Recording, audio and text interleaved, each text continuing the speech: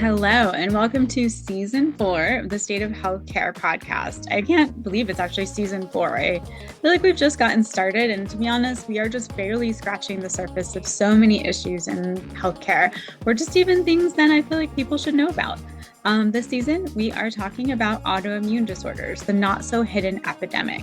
For so long, these have been labeled a diagnosis as exclusion, right? So many people were seen as crazy, or they just, were whining about these things that people were like, oh, just push through it. But I feel like now we are starting to realize that so many more people have this, whether we're better at diagnosing or more people are having these particular disorders occurring.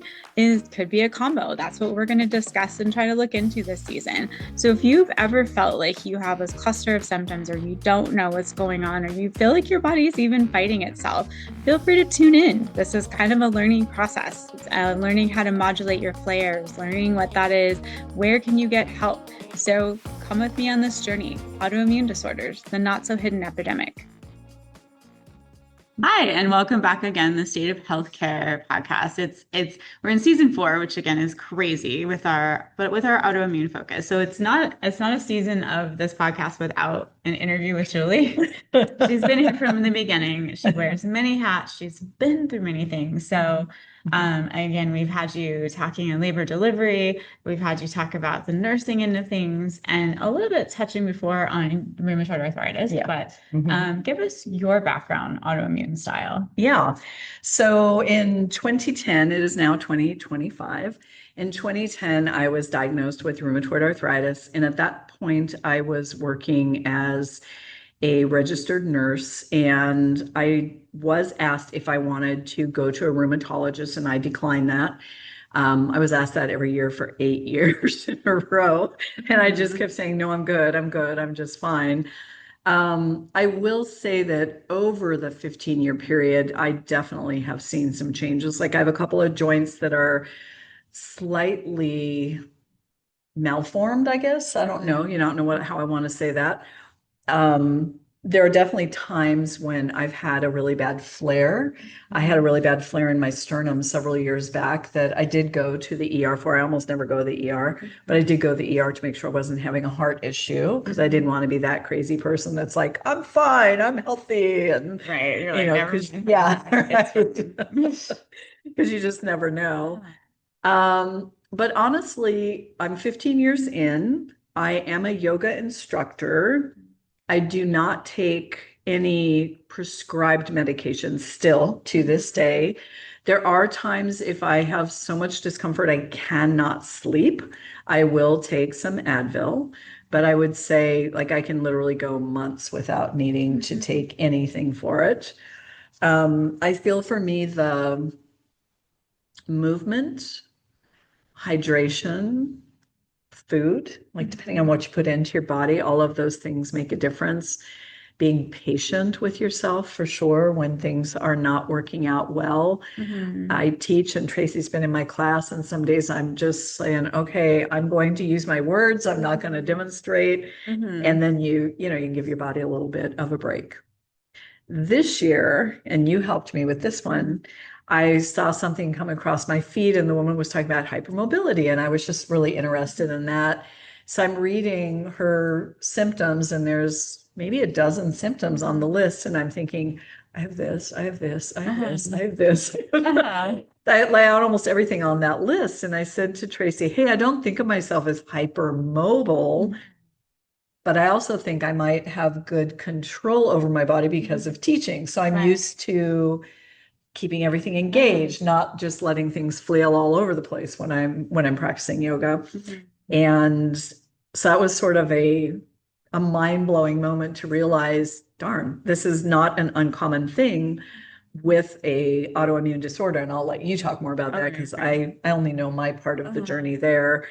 But that was definitely sort of,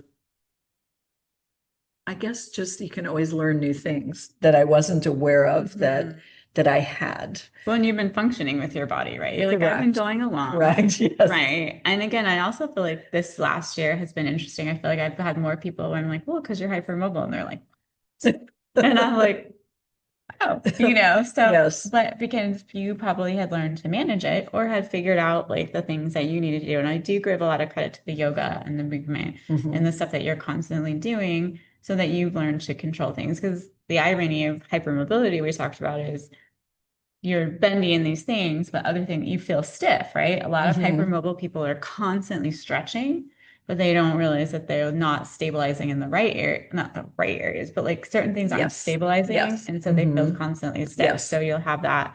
But I do think that probably your background, and a lot of times if you've got one autoimmune disorder, you're going to have very multiple. normal. Yes, So. very normal to have multiples. I ironically have had people in my yoga classes that I've said, do you have Ehlers-Danlos, which is a hypermobile situation? And my favorite story on that is a woman who said to me, I've never heard of that. And I remember writing it down for her, and she was diagnosed with it because just watching her move, I'm like, wow, you are super mobile. So it's ironic that I saw it in other people, but I wasn't picking up on it. And I think it was when I read the whole laundry list of the symptoms, I'm like, oh, I have these. I've had most of these most of my life. Right. To your point, as time has passed, and I still need to be better at this, I feel like I could do more strengthening work. So I don't need to continue to stretch or become more mobile. It's more, how do we keep things, how do we continue to strengthen, especially as we age, especially if you're not going to do hormones. I'll be 63 in a couple of weeks, and I've not done hormone replacement therapy. And at this point, why would I? You know, I'm pretty far into this journey. But you definitely, it's a slower path to gain muscle after menopause, I would say. You can do it, but it's not as easy as it is. It's going to just take a consistent effort, right, to do that. Yeah. No, and I like that. And it's interesting. And I think for me, again, maybe I'm seeing more, either A, we have more hypermobile people, or the populations that I work more with now. So whether it's more yogis, more aerialists, I feel like I see a lot more hypermobile people, and they may just be drawn to that, like thing. So definitely when you look at yoga, people who are hyper flexible, hypermobile are drawn to yoga because then you're good at it, right? And I often say there's very few people who are truly have a really balanced flexibility and strength in yoga.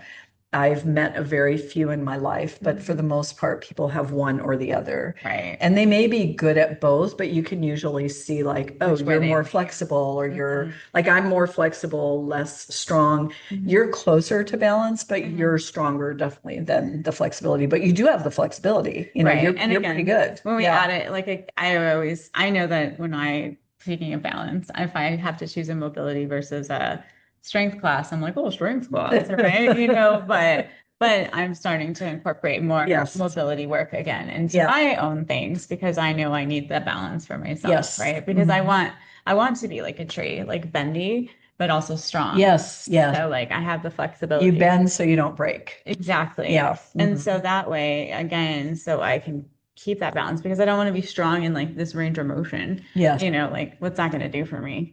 Well, and when you see someone, a person who's a serious weightlifter, and you tell them touch your hands over your head, you know, they can't. They will come up like this because they're so strong. They lose that range of motion. Or even you're like, look over your shoulder and it's a you know, and I'm like, okay. Which again, that's great for, it depends what your goals are, right? But for my yogis and for my circus people, my goals are actually teaching them how to control that mobility, because so many of them drop into a split or do this. And it's so funny because I even had one girl, she called me and she goes, when I was little, my parents said I had physical therapy, and it was because of her hypermobility.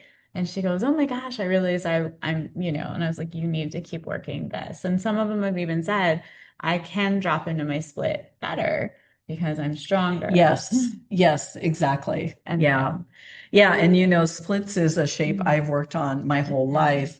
And even at this age, as I'm getting stronger, I'm like, oh my gosh, I can feel myself going deeper into that.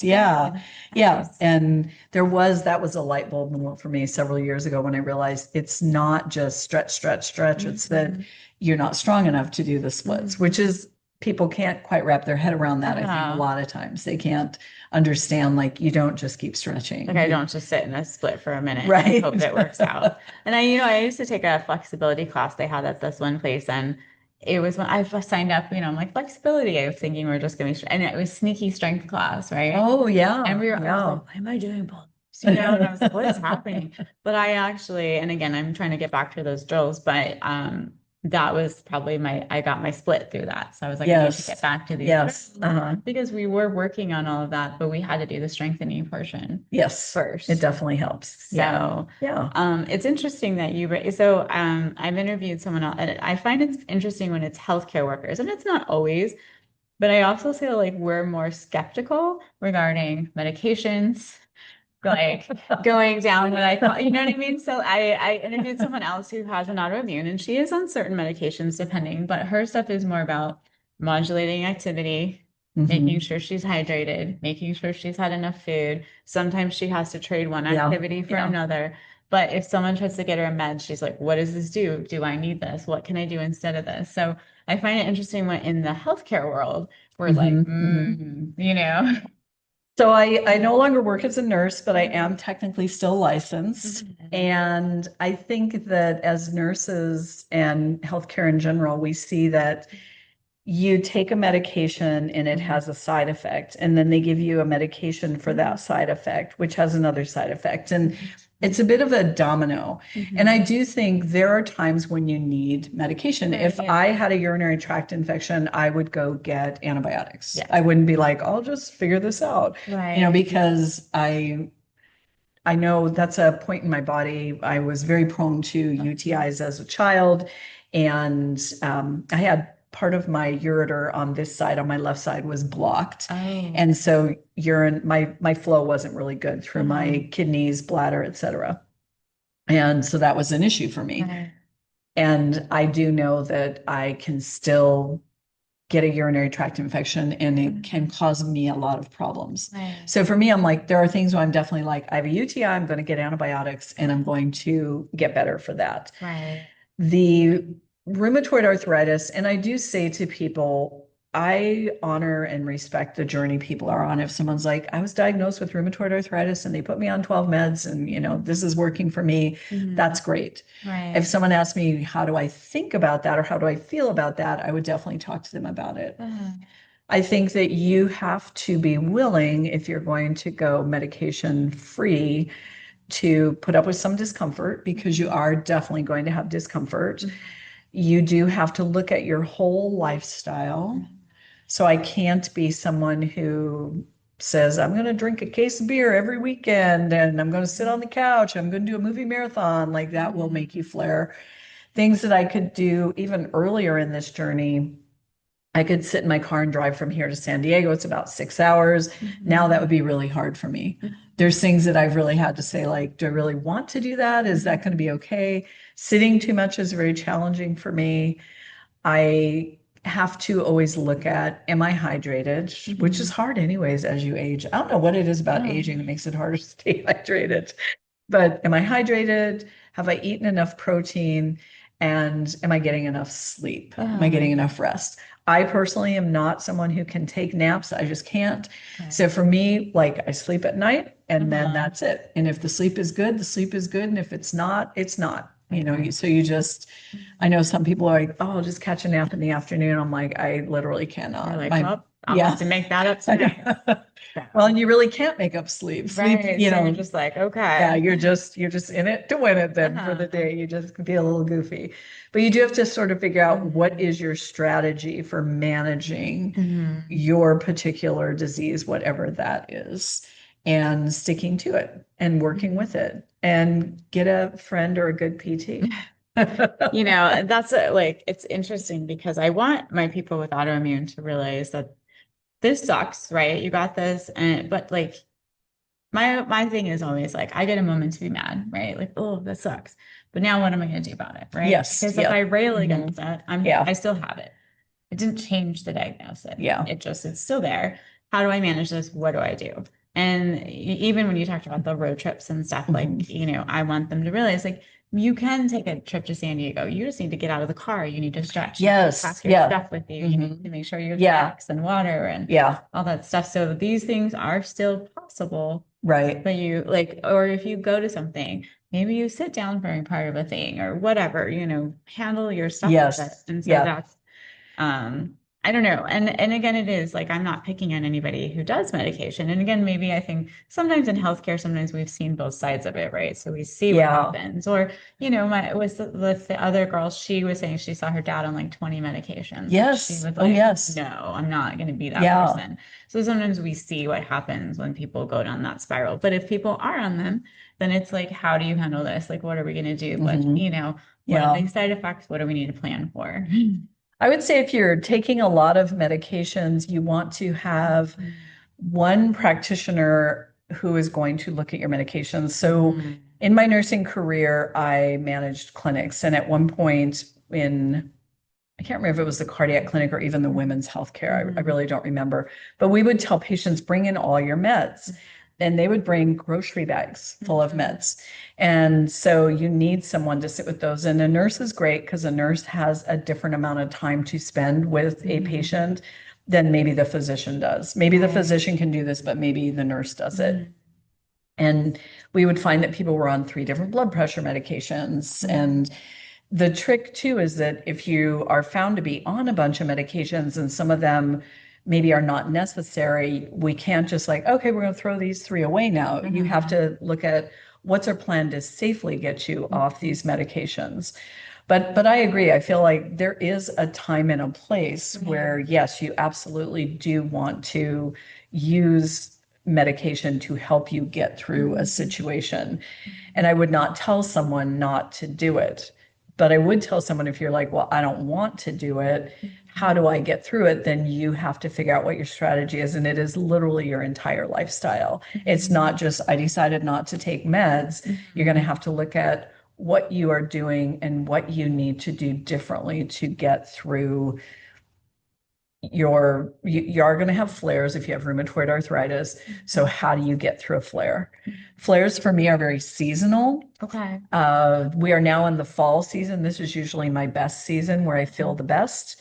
And then when we go into winter, that's my hardest season. And sometimes I can literally be in some level of a flare for months in that. But you know, what are you going to do? You're going to keep going. So again, you have to think about, maybe I don't do as much. Maybe I back off a little bit. Maybe I go to bed a little earlier. You just have to figure like, what is it I'm doing? How am I keeping myself okay as I move through these seasons? Summer is usually not a bad season for me. This year it wasn't great though this year, but I started with shingles. If you remember, I had shingles in May. That was me pushing myself too hard through that season that I'm challenged in anyway. And I got shingles for the first time. Those are painful. Don't get those there. Right. Yeah. No, and I remember that. So yeah, again, and sometimes that is it, right? I'm like, I pushed and this, you know, and a lot of times I feel bad with patients because I'm not like, what did you do? But like, they're like, this happened and I had this. And I'm like, okay, well, let's talk through what activities, because my goal is so that if you work too long on the computer, then maybe we need alarms, or we need an alarm on your phone to tell you to get up, so that you don't end up that the next day is an entire day of a migraine. Right. Yeah. Like, let's modulate that. So my thing was I'm grilling people, right? It's not because I'm like, you did this. I want to find out what your triggers are so we can prevent them, right? With sitting, I always say to people, so have water near you and drink a lot of water. And then you're going to have to get up and use the bathroom and get more water. And then while you're up, like, walk outside, see if the mail came. I have chickens. Go see if the chickens laid eggs. You know, just walk around for 5 minutes. Right. Just take a moment, move around a little bit, do something, clean up a little bit in the kitchen. You don't have to be like, now I'm going to clean out every closet in this house. But you know, if you just take a moment and do a couple of things, that will get you up, get you moving, and then you can go back to sitting. We're sort of conditioned. I work at ASU with kids. I do yoga there as well.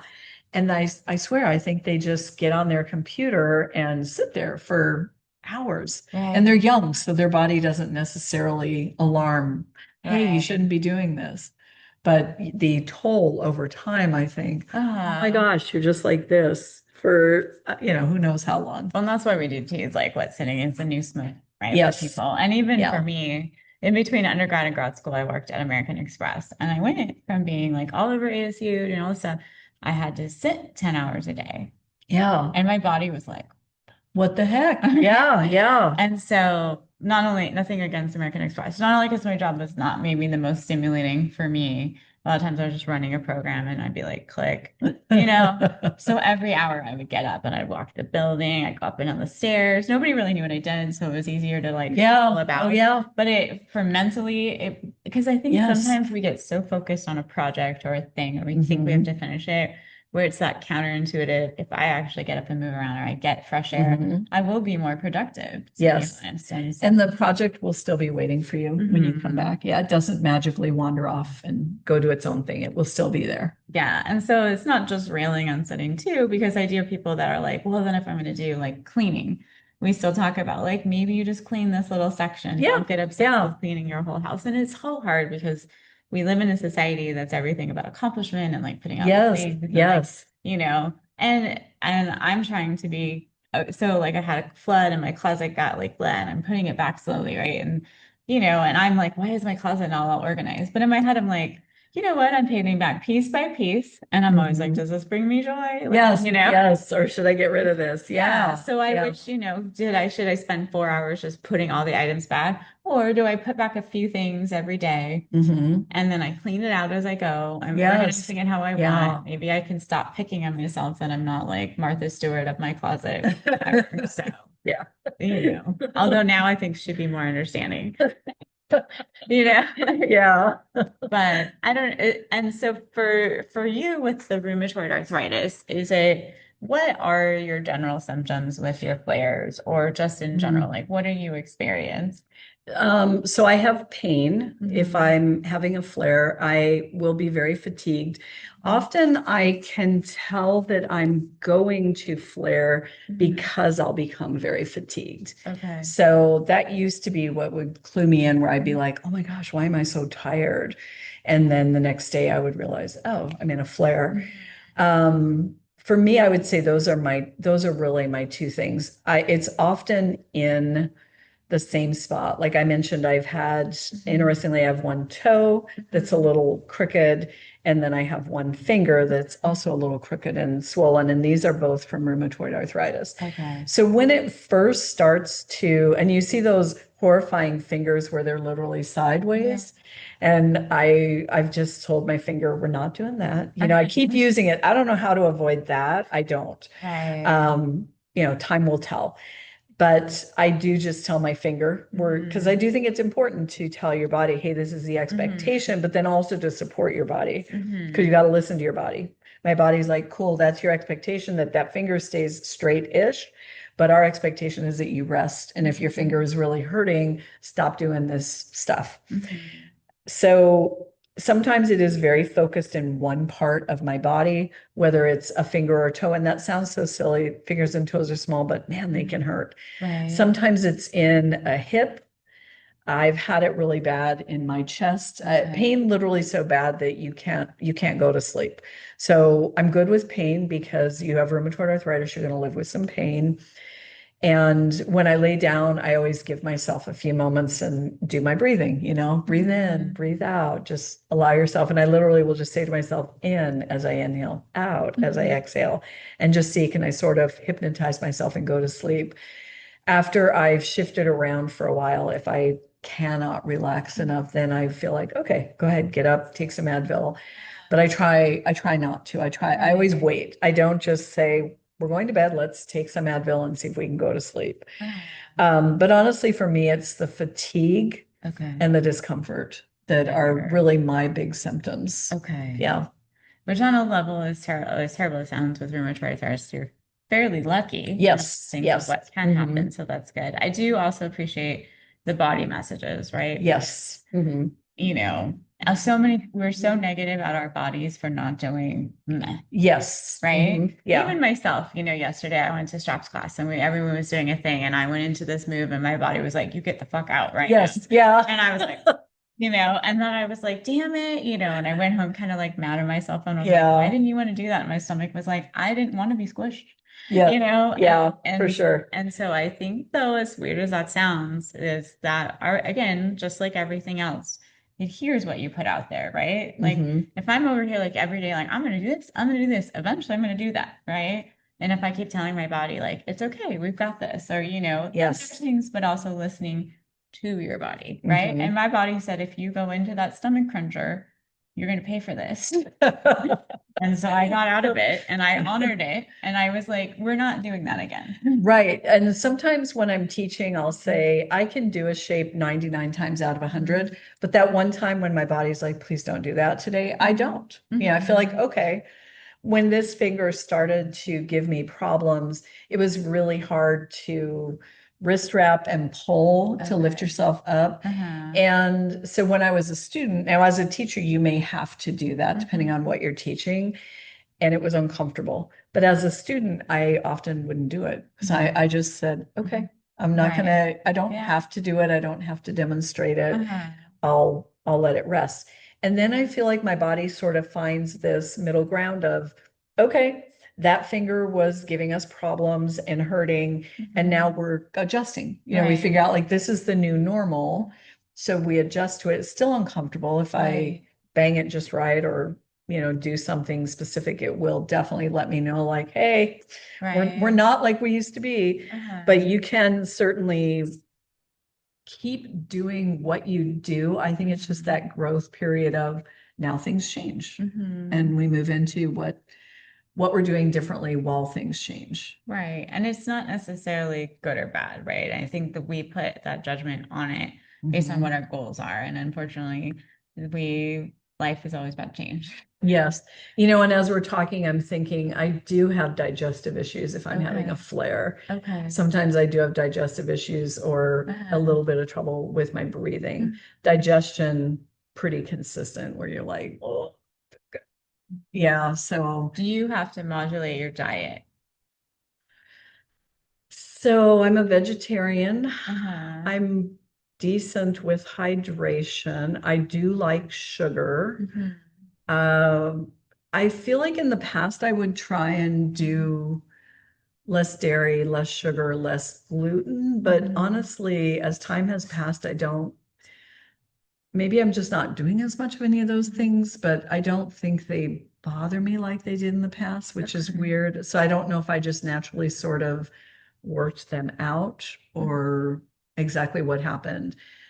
For me, protein, hydration, and rest that's my medicine. Right. And it's also interesting again, because a lot of times in rheumatoid, you'll have joints on both sides, right? So it seems like, you'll have a hip, but like a lot of times it's like both hands or both, like, we always just. So I always think of that as osteo, and you would probably know that better than me, but I always think of osteo as bilateral and rheumatoid as unilateral. So maybe I've got that incorrect. I feel like we revert. Okay. So usually osteo was whatever was overused. Oh, okay. So like for me, I have osteoarthritis in like my thumb or whatever, or some of my wrist joints. So it's usually based off of some people just are like, I'm sorry, like my MRI, my MRI was like more degeneration than appropriate for age. And I'm like, thank you, so, but like, so usually it's whatever you've worn down, usually through. Yeah. Okay. Yeah. Well, and maybe I thought that because my osteoarthritis diagnosis came when I was, I believe 14 after I broke my left leg. Okay. So my left side has always been problematic, but my rheumatoid arthritis is worse in my right hip where my osteo is worse in my left. And that's, and again, maybe it's all the left side's got enough issues. We're just going to go over here. Yeah, we're just going to go attack this joint now. Right. Yes. Yeah. I also love, and I think you and I have talked about this, when I'm teaching to help people understand your crossbody issues. So I broke my tibia fibula in my left leg when I was 13. So that was 50 years ago. Oh, wow. Okay. Yeah. And I'm laughing because 50 years ago, even when I had surgery when I was 3, that was 60 years ago, people were just like, enjoy your life. You know, you didn't really do physical therapy or anything. You Right. just kind of went out into the world and they said, good luck. And we figured it out. So my left leg has always had more issues because of that. So then I feel like my right shoulder is like, I've got this. I'm strong since you've had all this trouble on the left. So my right shoulder kind of naturally rolled itself a little forward to help Right. everything out. So that's something I always try and work on too with people is what is going on in this hip and this shoulder, looking across the body to see what's happening there. Yeah, it is interesting how things are one side, two side, you know, everybody's a little different there. Well, and also again, our bodies, I just did a post on it. Our bodies are miraculous in a lot of Yes. ways. They Yeah. will find a way To keep going. to get you Yeah. what you need to do. And eventually it's like, look, Yes. you know, Yeah. that's when you have a flare or you're out or you get sick or those things, but your body will figure out, right? Yes. For so long. And Right. then it's all. Yes. I have said thrice, but you know, like I always, again, it's like I need to get up in the air and do this shit. Okay, right, and that's why I did a whole I like not that I'm like I'm so proud of this post, but it was about how can I do this crazy shit in the air, but I can't do blah, right? And why are my exercises this basic stuff? And I'm like, we have to peel back the layers, figure out what happened. So was it, you know, here's the story of like I broke this, I had this set me up for this lifetime of these things. Yes. This is what my body learned to do. Yes. We're peeling back onion layers, you know, and yes. And sometimes for patients that becomes frustrating because then they're like, am I just dysfunctional everywhere? And I'm like, it's just layers, right? You learned how to survive. I'm trying to give you the basics to like, let's, you know, to peel that back and like, let's change some of these motor patterns so you can do the crazy shit in the air longer. And I do think your body's always going to figure out, like, how do I keep her moving forward despite having broken a leg, having rheumatoid arthritis, whatever it is, like, how do we keep moving forward? Right. But you do have to listen. We can't just push, push, push. Right. Yes. Because eventually, you know, and it's interesting because I had someone had said like they were somewhere and they were in a class and their shoulder hurt. They were like, my shoulder hurts when I do this. The teacher was like, oh, you're just tired. It's okay. And I'm like, it is not okay. It is not okay. So I was like, you need to stop. You need to listen to your body. Your body's like, don't do this again. Even if it's just tired, don't do this again. Yes. This is, again, that famous, well, I'm going to try it one more time, right? That's always the moment when it gets hurt. When it gets hurt. Yeah. But I was like, no, your body is telling you something is wrong. And I do think that's why last spring I got shingles because I had all this work was coming in. We were in the season, you know, I'm doing all these extra things. And then as soon as it ended, I got shingles. And I'm like, well, there you go. Because I just was like, go, go, go. And yeah. So that's something. And, you know, this year in August, I decided I would only work because I start work so early, 6 a.m. And I thought by noon or 1, I'm done, unless I'm unless I'm getting a really top dollar amount of money, and I'll keep going.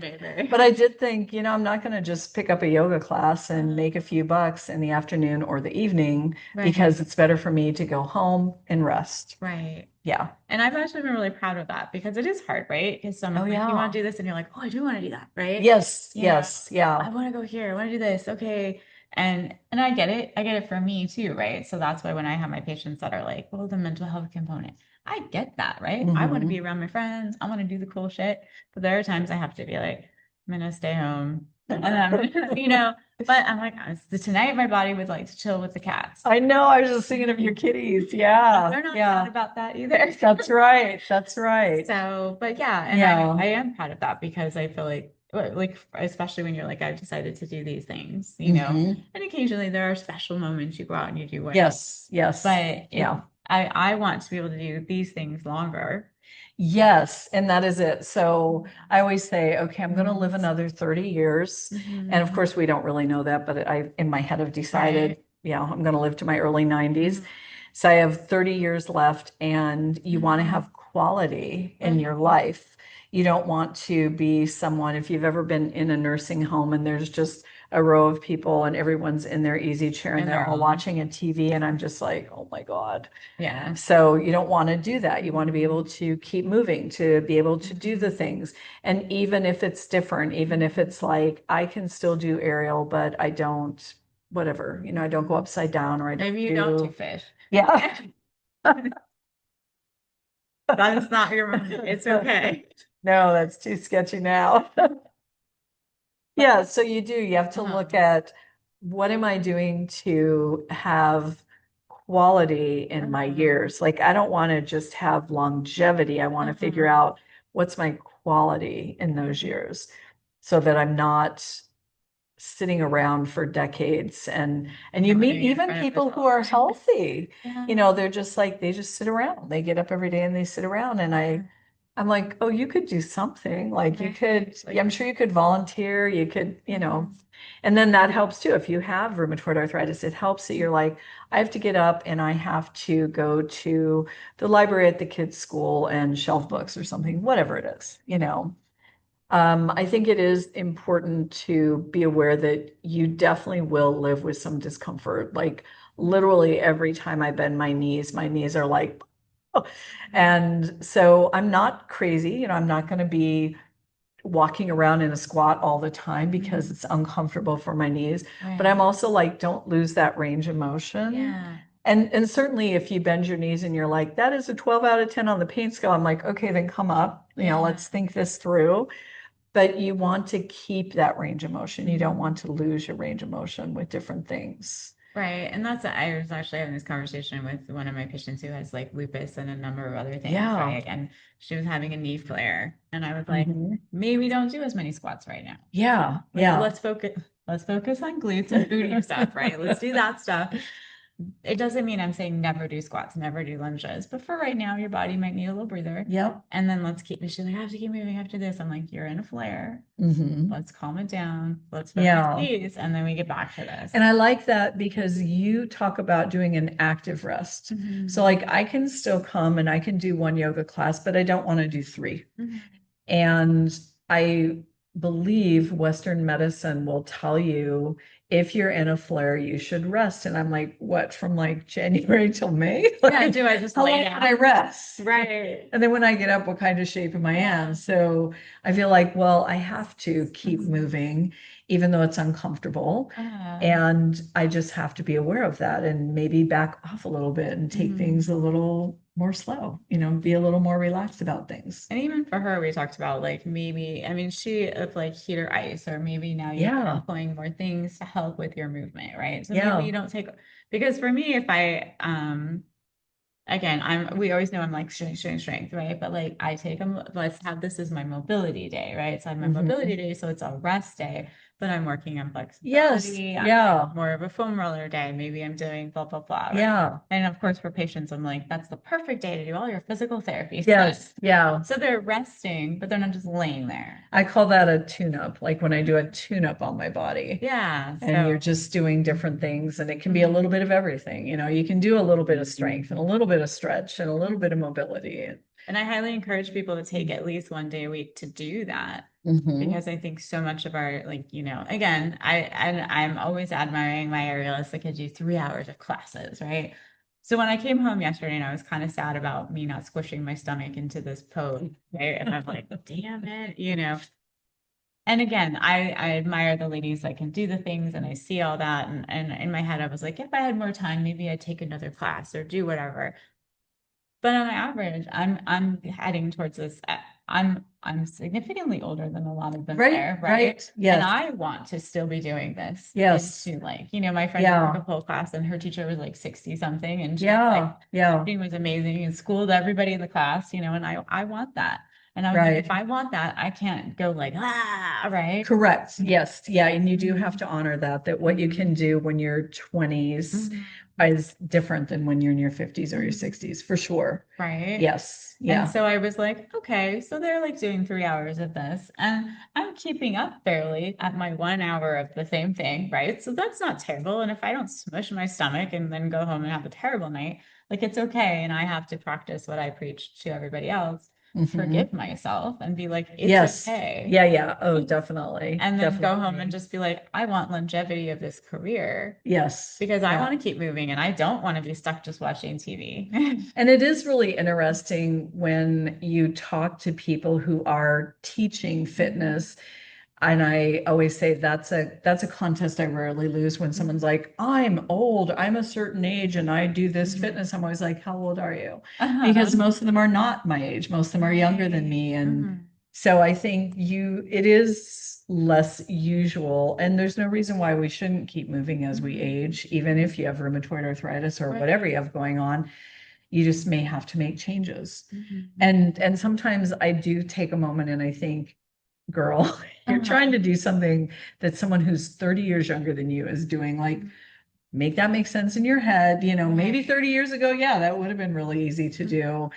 And your progress is definitely slower with age and with rheumatoid arthritis, for sure. People can have rheumatoid arthritis at any age. Yeah. And again, that's like I have a lot of people in their 20s that were going through like, here's your autoimmune disorder. Here's how you handle this flare. Yes. Yeah. Don't push it in this particular, thing that you're going to do tonight. Let's, even the last girl I interviewed, she loves yoga and pole. So sometimes she has to decide which one she's going to do, which one she's going to honor so she can continue the things, right? Yeah. Yeah. So, but and then you have that. So it's so fun. So my dad's going to turn 93 this year. And it's funny because my mom is like, he started sleeping in.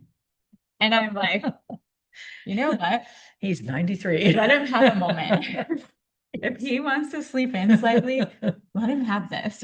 That's his quality of life, right? Right. Because he still gets up and he's not as active as he used to be. And I think some of his health issues recently, but up until 89, he was like pretty he went all over the valley. He did a bunch of errands. He knew everybody at the post office and the bank and the whatever in the store, and so I was like, let him have a sleep in moment. Right. Speaking of quality of life, what's he got to do? This physical body we're wandering around in is a machine, and the parts are going to wear down at some point. They're saying now that the first person who lives to be 130 has been born, because they're doing different things. But I don't know. I mean, it's not going to be me. Right. I don't know if that's a real thing to think like we can extend the longevity of a human. I again would like to see, can we extend the quality? If we're going to be living much longer, do we have a better quality of life? Well, that's the thing. I don't want to just be alive, right? Yes. This sucks. Yeah. Because again, if you're like, and I'm sitting in a chair at a nursing home in a row of people and we're all staring at a TV, no thanks. I'll tap out. I'll go on to whatever comes next, because I already don't watch TV. I think that oh my gosh, would that be a nightmare to be in a room where there was always a TV going? And then you're stuck with whatever everybody else is watching. Yeah, you do see those things where you're like, nope, I'm going to go. I'm going to keep my stuff. I'm going to do my things. And again, I do miss maybe when he was, but he still drives to get his lottery tickets, and he hangs out with his cat, and he doesn't move as well as he should have. And some of it I say, if he would have listened to his daughter many years ago, we could have. Yes. He would probably be in a different spot.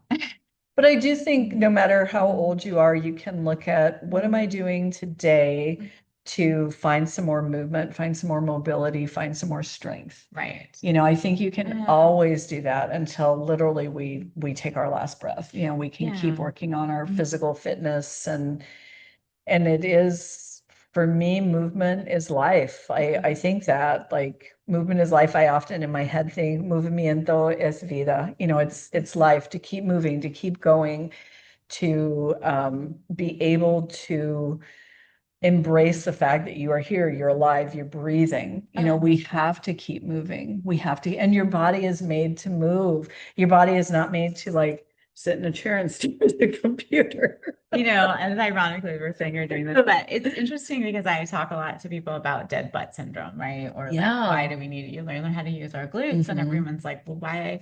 I said, we didn't just sit all the time before. I said, we were farming, we were out being chased by a predator. This was how we were. Yeah. Now we sit all day. our butt's like, okay. You know, like now it has turned, this is a modern society issue. It's not a like human issue.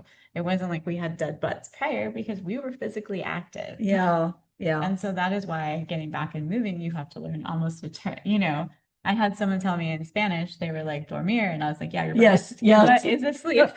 Let's wake it up. This is a Yeah. modern society problem. She Yeah. had come from a period of being in the hospital and had been like where she couldn't move. Mhm. Now she's like, and she was basically like, I want to turn my butt back on. Yeah. Yeah. And so, And I do think we can always do that. We can always look at, you could go into a nursing home and like, hey, who wants to do chair yoga?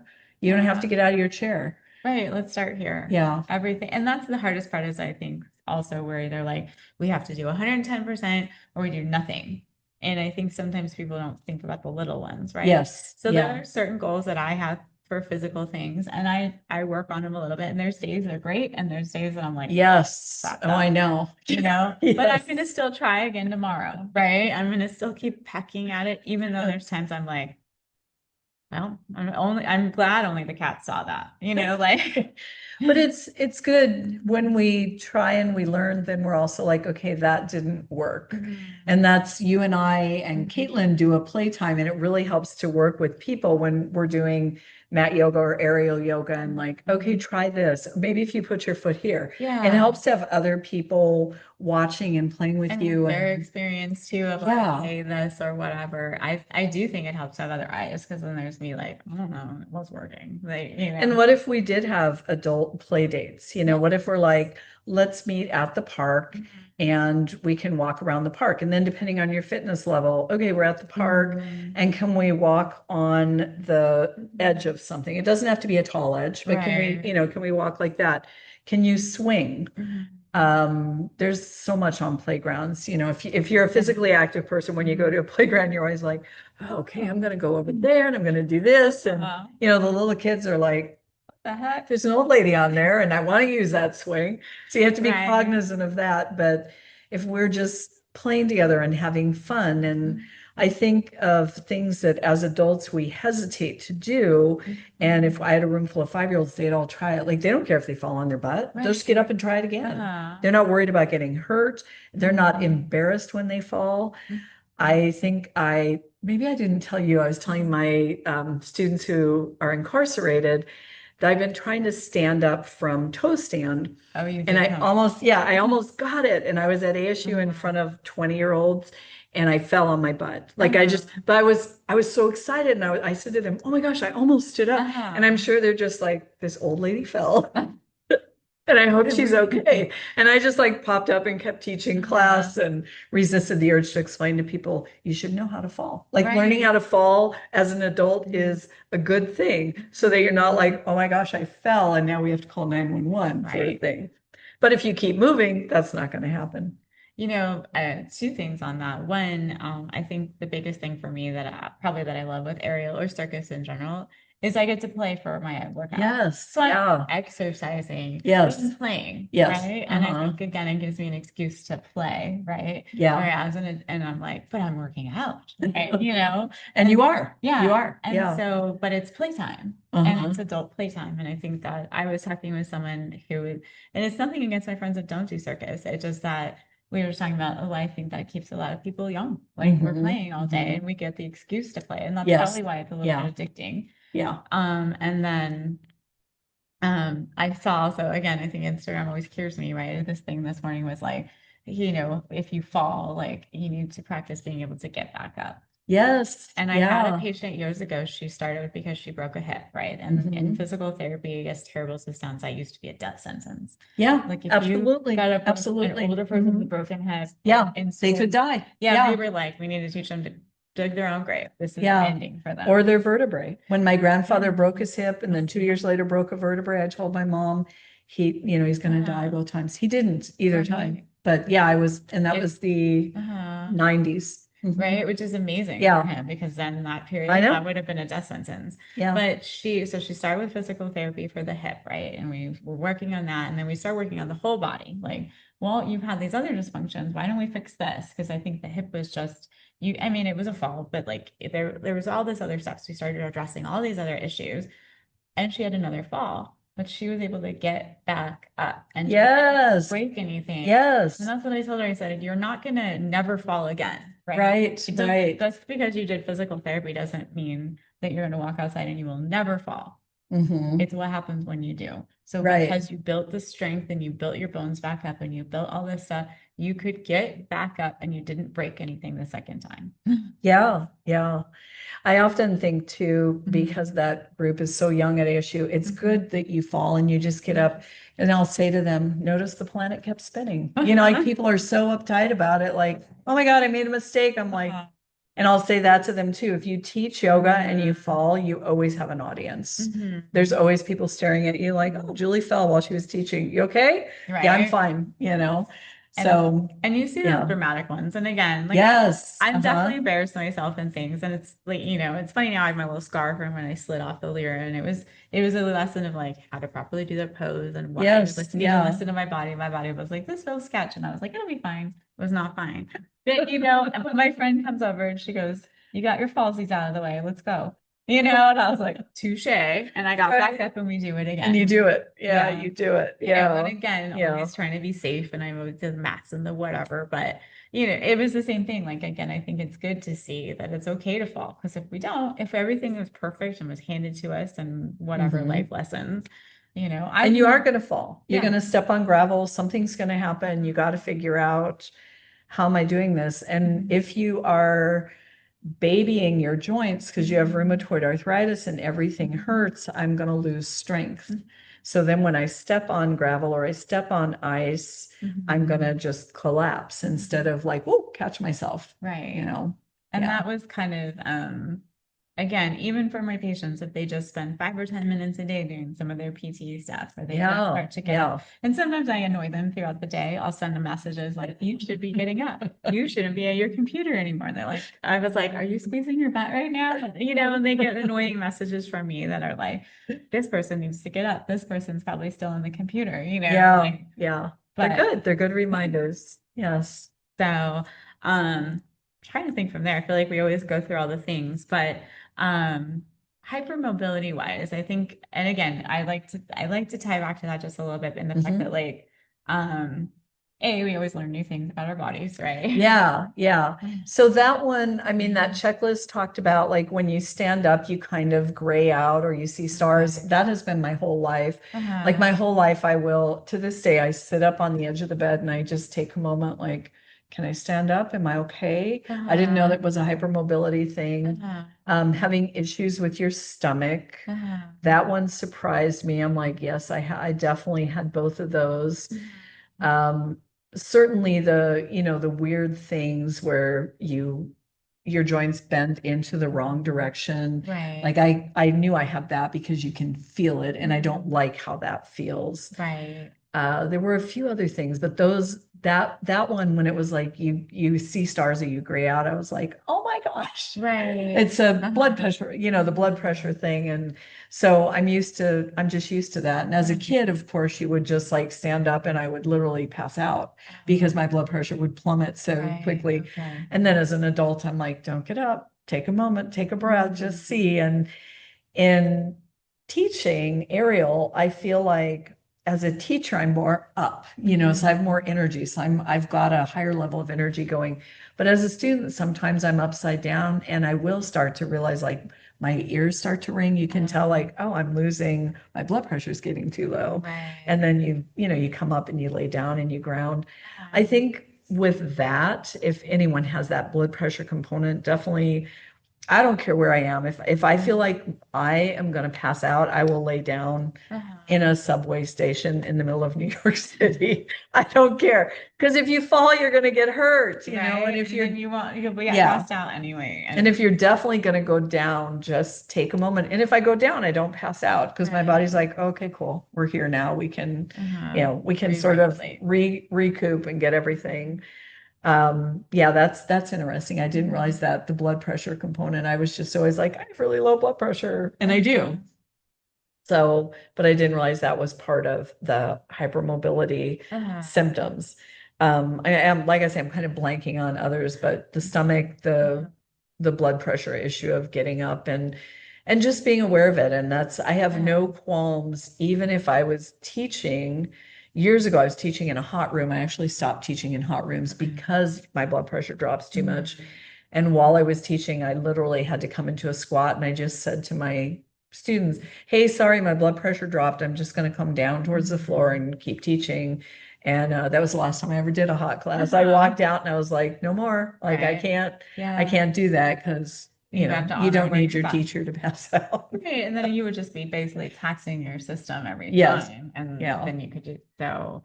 It's interesting because I've had other patients that are like, when I was a kid, I would just pass out, and they that's why. And now they were like, oh, and then I had this, and then and now they know to manage. And there's still moments like they do a dance move or they do whatever, and they're like, oh gosh, the world, right? Yes, learning how to modulate that. Yeah, and I have trouble spinning. When we do aerial, spinning is really hard for me. Right. And I think that's part of it because my blood pressure is so goofy that when I start to spin around in the air, my body's like, what is happening? What is happening? Yeah, and that makes sense with everything. But I also see as I've gotten further into the aerial journey that as my core has gotten stronger, I can do things like mermaid. Like I figured out how not to spin crazy in that particular shape. Right. So part of it is figuring out how do you engage that core so you go up and you stop, instead of just all over the place. Right, where you're like, the hammer just takes over and does its thing with you.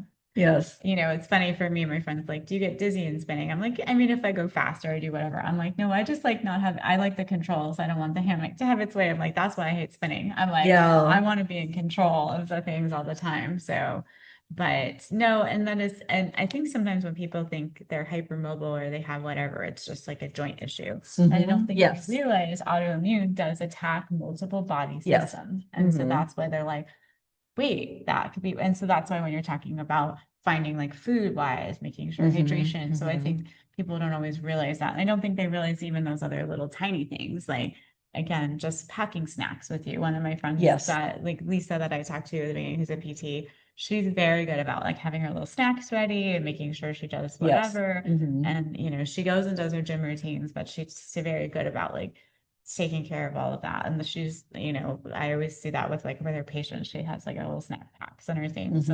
So I think it is interesting because people see that and they're like, I didn't realize all these other symptoms I had were really Yeah, and hopefully as time passes and as you get older, you learn how to deal with it. When you're a kid, you're just like, I don't know, I just stand up and I pass out, like whatever. Right. And then as an adult, I'm like, well, that's not reasonable. Right. Like, it's not reasonable for me to like stand up and crash onto my floor. No. And so that's, again, part of the reason, again, for this season, and I keep bugging people with it, is I want to offer hope to people. Because I feel like so much of either A, we're getting better recognizing it, or B, there's just more autoimmune happening in the world. And sometimes I do think it was one of those underlying conditions that people just didn't recognize, right? Yes. Yeah. So to your point of as a kid, when I was like, I don't know, I just always pass out and doctors were like, whatever, and literally just like, okay. Or people then said to me, well, your blood pressure is low, which is accurate. Right. It's low enough that I would be sitting talking to someone, they would check my blood pressure and be like, are you okay? I'm like, we're literally talking, yes, I'm fine. This is where I live. My blood pressure is in the toilet. It's like shock level. It's bad, really low. But also I'm like, this is where I live. I'm okay with it. Yeah. And there isn't a whole lot you can do to change that. So you have to figure again, like, well, how do I live with this? I'm not going to do something crazy to get my blood pressure up. I just have to be aware. Oh, I need to sit down. I need to not feel embarrassed about sitting down, or in my case, laying down. If it's really going crazy, I'm like, I'm going to lay down. It's not good. I got to lay down. Right. Hydration. I mean, I've said that so many times, but hydration. We live in Arizona. It is so hot here.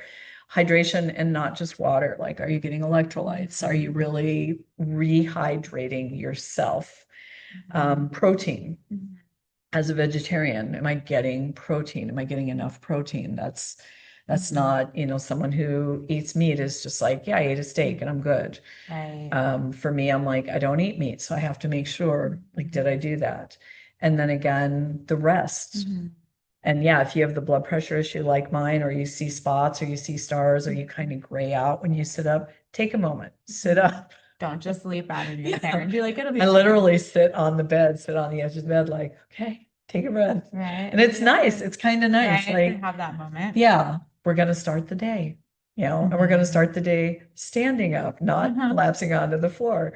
So you just take a moment. You're already in the bed. Well, and even and especially Arizona, I think like when we get a few moments where it's cooler, people forget to hydrate. Yes, yes. So I do. So speaking of things you can do when you have all sorts of physical issues going on, I do the Freedom Tour, which is once a month I go into a women's prison with a group of people.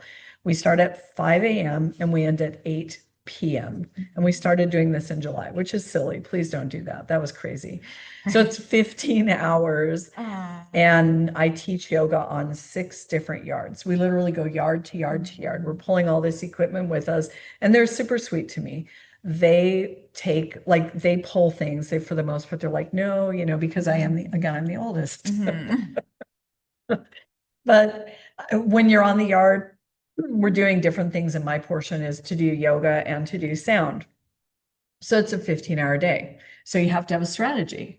I can't just be like, I have one tiny little bottle of water and no snacks, and I'm going to make it through 15 hours in July. No, I'm going to die. What's your strategy? So I have a lot of water.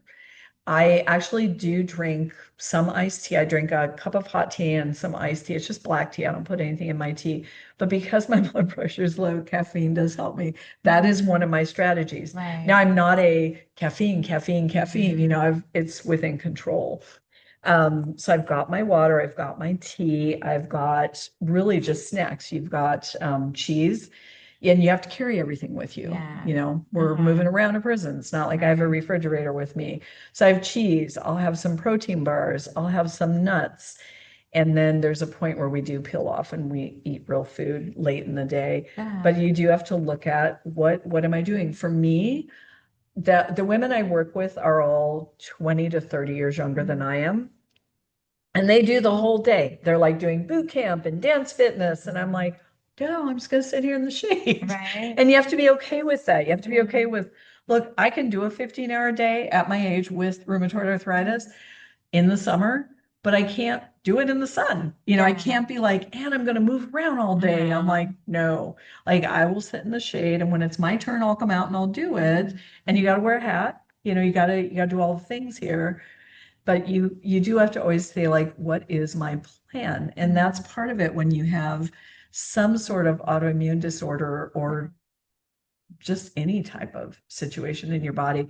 Get a plan and work your plan. And don't just roll out of bed like, shoot, I got up too late and now I'm just going to go do a 15-hour day without a plan. No, can't do that. Well, and then you're also really good because you always take the next day for recovery. I take the day before to hydrate and I take 2 days off afterwards because that one in July took us all 2 days to recover from. Now, ironically, to your point, what made me think of this, in September when we did it, it wasn't that hot, but it was still over 100 degrees, but we're fine because we all live in Arizona. So I was dehydrated and sunburned because I'm like, I'm good. It's not that hot, no big deal. And I have to remind myself, yeah, it is a big deal. If someone was here from Alaska, they wouldn't be like, oh, yeah, it's no big deal. It's just like 103. No problem. And it is so crazy when we're so used to like 115. We're like, oh, this is chilly. Yes. Oh, yeah. Yeah. And in the last 2 weeks, I've been like, what are your electrolytes doing? I've had people with cramps. I've had people with all kinds of things. They're just dehydrated. Yeah. Because we've lost our drive to consume liquid because it isn't over 110. Which is stupid. It's not like your body needs less water just because it's not 110. 110 is really, when you think about it, not a temperature people should be living in. Really. I mean, technically, I'm cruising around, I look at my car, and I'm like, oh, but like in the last, and as we get the cooler weather, I think that is the hardest part for especially Arizonans. Like as we're moving into fall, that's why I'm like hydration, like get electrolytes, get some stuff in you, or that's why. And annoyingly, in like the little patient packets I hand out, they always get like liquid B and it's good though. People need to do that for sure because we forget about it. Yeah. We lose track of that. Yeah. So it's interesting that you say that for September that you guys did the same thing. Because I kept getting more people calling me being like, why are my muscles cramping? Why is this happening? And I'm like, I looked at the weather, I'm like, oh, you got fooled. It's still Arizona. We're still dehydrating. You're still human. Your body needs Yes. water. Please keep drinking water. Yeah, for sure. Yeah. So, yeah. Well, is there any other, I mean, I know you've talked about some of the stuff before, but any other last pieces of advice? I mean, I love, obviously, again, I'm always pro movement, right? But Yes, yeah. So I think you're going to figure out what works for you as an individual. And if you're not like, I wouldn't say to anyone who has rheumatoid arthritis and is my age, yeah, you should go to a prison, walk around outside for 15 hours in the summer. That's stupid. Right. It's stupid, but yet we're doing it. You got to work up to stuff. If you're like, I'm going to run a marathon and you're my age and you have rheumatoid arthritis and you've never run a day in your life, I'm like, okay, work up to things, but you're always having a plan. You have to become a student of your own body. So you notice, okay, as soon as it got hot or as soon as it got cool, I noticed that this started to change. And what am I doing to make a difference to help with that? I think you do want to find movement that feels like play. So it's not like, oh crap, I gotta go do this and that and the other. Like, find something that feels fun, that feels like play. Literally, if you said, I'm going to go walk the mall before it opens, go walk the mall. It's air conditioned. Other people are walking. There's no pressure. Like, you can walk slow. You don't have to walk fast. Things that are going to feel that they fit into your day, they fit into your life. If you're having something where you're like, I don't know why I'm having so much trouble with X, Y, and Z, then you need to ask a PT, like, hey, what's happening here? So that having someone else's eyes on what you are doing on the daily can really help you to understand how you can change that. We talked about if you are sitting for an extended period of time, and we all do that. I do it. Sometimes I'm like, I got to get this grant in, or I got to enter these grades, or whatever it is. But think about, sit down, have your water, drink your water. I drink a lot of water when I drive in my car too, because I'm in my car a lot. That's like one of my habits, like drink water. Whenever I arrive anywhere, I'm like, where's your restroom? Because I've spent however long just, drinking water. drinking my water. But think about, I'm drinking water, I'm sitting down, I'm working on my computer. And then when I get up, what do I need to do? Like, I'm going to run to the restroom. I'm going to refill my water. Do I need to go outside for a moment? Even in the summer, if it's a million degrees, it's kind of cool to go outside and like take a deep breath. Right. In my case, look at my feral cats. My little feral cats, they're canoodling out there. They're having a nice little moment, the two of them. And you just take a moment, get the mail, check on the hens, clean up a corner of the kitchen. I like what you said, like, I clean up small areas. I'm not like, I'm going to clean my kitchen, that could take me the rest of my life. But if I'm like, I'm going to clean this area right here, or clean up the area where the grandkids' toys are, just small things like that. And then you take a few moments, you do that, and then you go back to your project, which will be waiting for you, as it turns out. And you may have more. I sometimes when I come back, then I'm like, oh, now I have this idea. Yes. So, like, my brain was like, okay, good. We didn't just keep pounding into the same thing. Yeah. So they say that, but and you're always it's true. Right. It's you don't very believe true. it, right? When you're in the moment, like, I have to finish this. Yeah, but it does help. It does help. Yeah. So become a student of your body. Notice what makes me feel better, what caused some issues. And when you have issues, don't beat yourself up. Just figure out, like, well, what am I going to do differently? Or, like, flares will happen. It's how do you handle that? Flares are definitely going to happen if you have rheumatoid arthritis. And we don't have to be like, oh, I have a flare. And so I'm going to keep going. I'm going to do the things. I teach yoga with rheumatoid arthritis. I'm many, many years in at this point. And some days I use my words, and I just say that to my students, I'm going to use my words. Right. Sometimes you have to demonstrate depending on who you're working with. But sometimes I'm like, I'm going to use my words. Right. And, just figure out how I'm going to get through this. Yeah. Be kind to yourself. Be nice to yourself. Love your body. Right. It's amazing. It's amazing what our bodies do, even if you are diagnosed with different things. Still, like, okay, now we're in this journey. All right, let's go. Let's figure it out. Let's find this pathway. Yeah, exactly. So I love all of that. Thank you again. Yes, thank you. Always a pleasure. All right. Bye. Bye. Thank you for listening to today's episode. As always, whether we're listening to someone share their expertise in treating an area or just sharing their patient experience, we have also listed any of the resources or how to get hold of the practitioners on the resource page of the website for betterfittherapy.com. Always follow us on social medias, Instagrams, Facebooks for more information. Feel free to reach out or message if you would like to contact or you have additional questions in an area. And again, thank you for listening. We hope that you gained something from today's episode, and we'll see you next time.